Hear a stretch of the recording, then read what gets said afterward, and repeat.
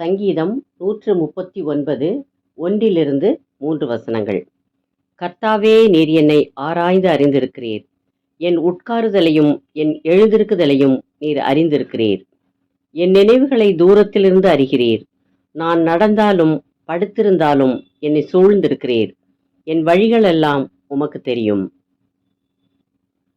சங்கீதம் 121 7. கர்த்தர் உன்னை எல்லா தீங்குக்கும் விலக்கி காப்பார்.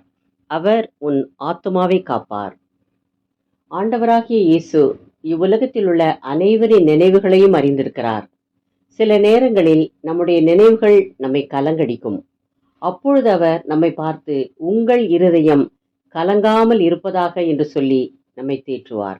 நம்முடைய இருதயத்தின் பொல்லாத நினைவுகளை அவர் அகற்றி அவருடைய நீதியிலே நம்மை நடத்தி சமாதானமாகவும் மகிழ்ச்சியாகவும் வாழ வைப்பார்.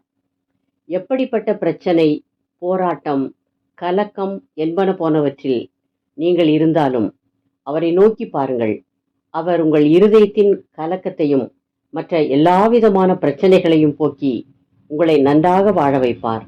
நீங்கள் ஆசீர்வாதமாக இருப்பீர்கள். ஏசாயா 55வது அதிகாரம் 8-9 வசனங்கள். என் நினைவுகள் உங்கள் நினைவுகள் அல்ல, உங்கள் வழிகள் என் வழிகளும் அல்லவென்று கர்த்தர் சொல்லுகிறார். பூமியை பார்க்கிலும் வானங்கள் எப்படி உயர்ந்திருக்கிறதோ அப்படியே உங்கள் வழிகளை பார்க்கிலும் என் வழிகளும், உங்கள் நினைவுகளை பார்க்கிலும் என் நினைவுகளும் உயர்ந்திருக்கிறது. சங்கீதம் 139 23-24 வசனங்கள். தேவனே, என்னை ஆராய்ந்து என் இருதயத்தை அறிந்து கொள்ளும். என்னை சோதித்து என் சிந்தனைகளை அறிந்து கொள்ளும். வேதனை உண்டாக்கும் வழி என்னிடத்தில் உண்டோ என்று பார்த்து நித்திய வழியிலே என்னை நடத்தும். ஜெபம். இயேசுவே, என் இருதயத்தின் கலக்கத்தை என்னிலிருந்து நீக்கும். எனக்கு சமாதானம் தந்து ஆசீர்வாதமாக என்னை வாழ வைக்கும்படி வேண்டுகிறேன்.